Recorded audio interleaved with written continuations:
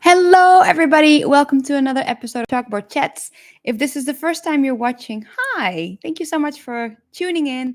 My name is Henrike Doornbos. I'm a life coach for teachers and a part time English teacher. And on this channel, I discuss all things teaching and everything only in support of teachers because we need it. There is nothing out there for us. All the help that we get is always focused on how to teach better, how to have better classroom management systems, how to um sorry, how to keep our students in check, how to teach better, how to do more in the classroom. Well, in fact, the in classroom work that we do is the easy part. At least that's what it feels like for me. The dealing with the students, the just teaching part is the fun part and is the easy part.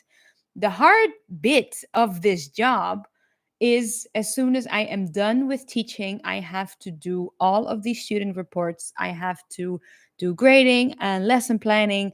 And then there are all these extra activities. So now they want me to be the person who checks how often students are absent so that I sign them up for tutoring. And these reports that I have to do every 2 weeks for every class, and they're like, oh yeah, no, it's just a drop down menu. I'm like, there is so much stuff that we need to do. And it's just baffling how education has turned out this way, because when I was younger, I loved going to school. Little caveat, this was before I turned 13. The first school, like primary school up to 12 years old, I loved it. There were so many cool activities, the students were great, the teachers were awesome.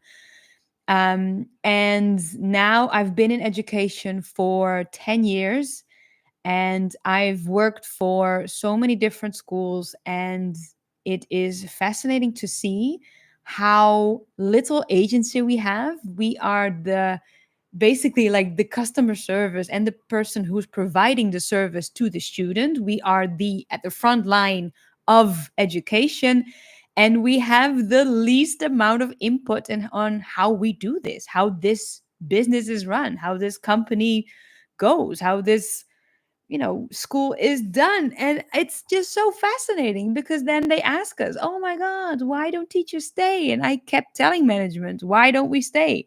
Well, you micromanage us and we get more and more tasks, so there's like this job creep. Our jobs get bigger and the demands getting heavier, and we need to show up more often, and we need to spend more time at work.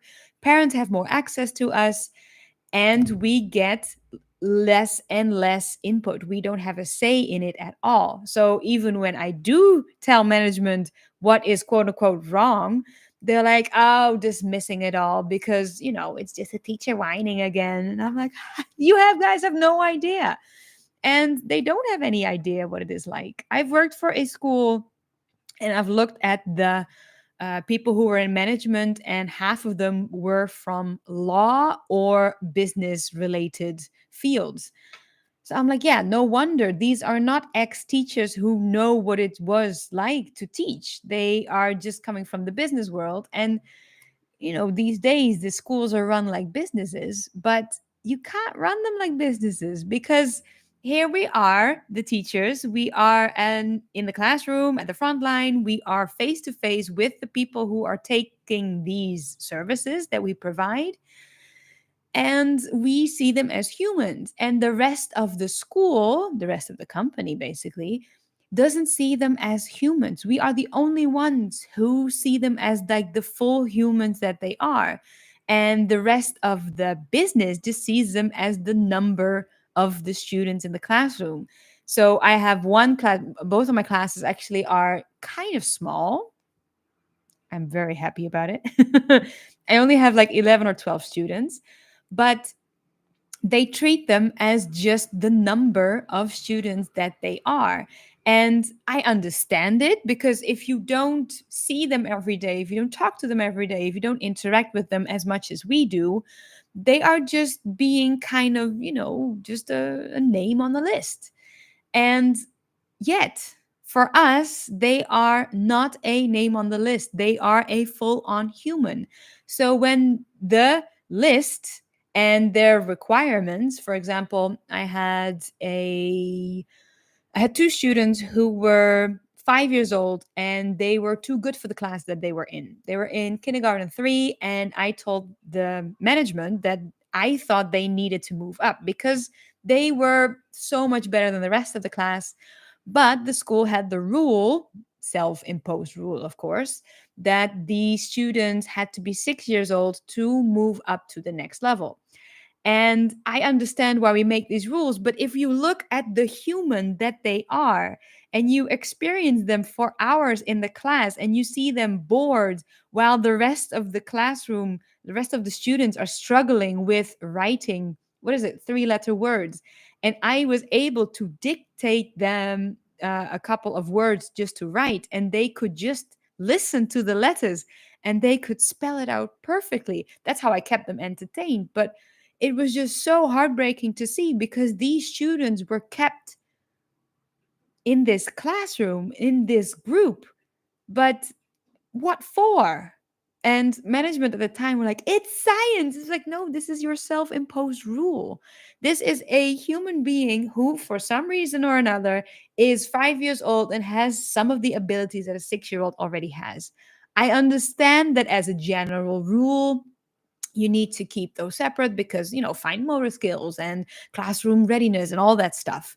But if you take them as an individual and you ask yourself, what do I want for this student? Don't we want what is best for the student? Don't we want that the parents are happy that the student learns at their level and that we don't keep them in a level that is just too easy just because the rules say so? And it is just flabbergasting because I fought for these students when they were 5 years old. I went we kind of busted heads, me and management, because of these two students. And then when they both turned 6, I was like, this is the chance, this is the opportunity, let's move them up. But by the time the relationship between me and management had soured so much that I suggested it once and I never got a reply. They just completely ignored it because I don't know, I don't even know why. But yeah, so we have less and less authority in the classroom. And it is such a shame because if we look at what education was supposed to be, it was supposed to be a service where if you want, you can go to and it will help you for the rest of your life. Instead, it has become this like symbol, this status symbol, where it's like treated as this like a scarce commodity. And the status symbol is in the piece of paper that you get at the end with the stamp and the logo of the school, regardless of how you did. So it is not a test or a service of knowledge anymore. It is mostly just focused on sit there, pay the money, and make sure that you just get that piece of paper. And you don't even need to show that you understand the material that we teach. You don't even need to pay attention. If you fail, we'll just give you all the tutoring, and otherwise, we can just blame it on the teacher. And if it is that bad, the teacher can always tweak the results, and there you have it. That is what education is now. So, and we don't get any support in this. As teachers, it feels like schools are kind of gaslighting us where we don't have a say. A lot of the teachers also have to sign a contract that they can't discuss anything what is happening in the school outside with people outside of the school. And the idea is that we teach, but we are also given the responsibility of the student learning, which is a very strange concept because last time I checked, as a student, you have to do the hard work. The teacher has kind of like the easy job because the teacher all knows the stuff already. They just show it a couple of times. And as a student, you have to do the hard work. You have to do the reading and the paying attention and the practicing and the exercises and the trying and the failing and the trying again. But instead, we are asked to do just the teaching, and then we're also asked to control their behavior. We're also asked to control the learning and make sure that they learn. it's not in our control, but hey, we can like play pretend. And then when the students fail, we are just asked to either just give them extra assignments or change the results. And that is education now. But that's not what we signed up for. What we signed up for is the teaching of the material. And if a student doesn't want to learn, that is kind of up to them. And I get it. When I was younger, I didn't want to go to school.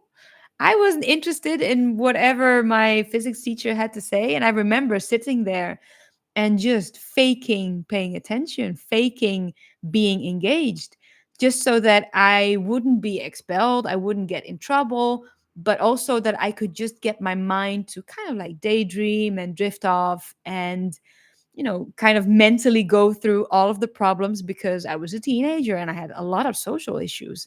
So I needed to, use the time that I had in physics class because it was not easy, but I could get away with not paying attention and still pass the course.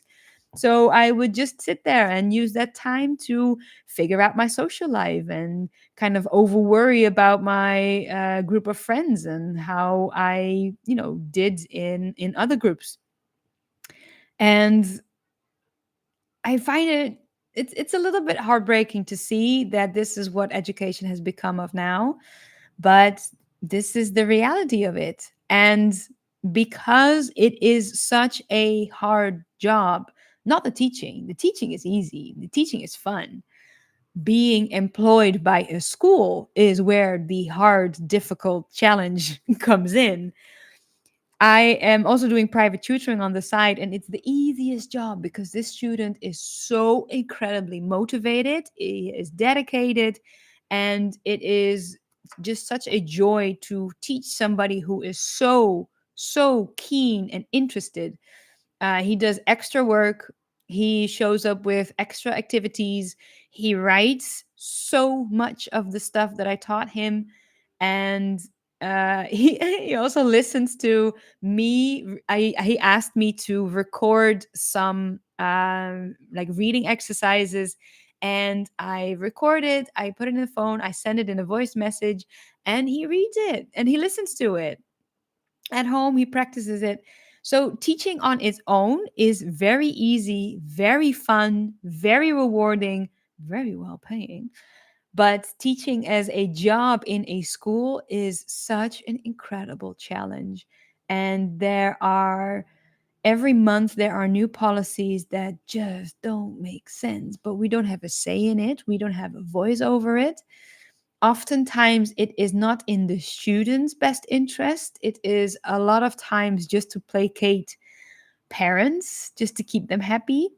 um I've had to I'm not in direct contact with the parents because where I teach, the parents don't speak the English language and I don't speak the local language, so we always have a kind of like an intermediate customer service kind of thing.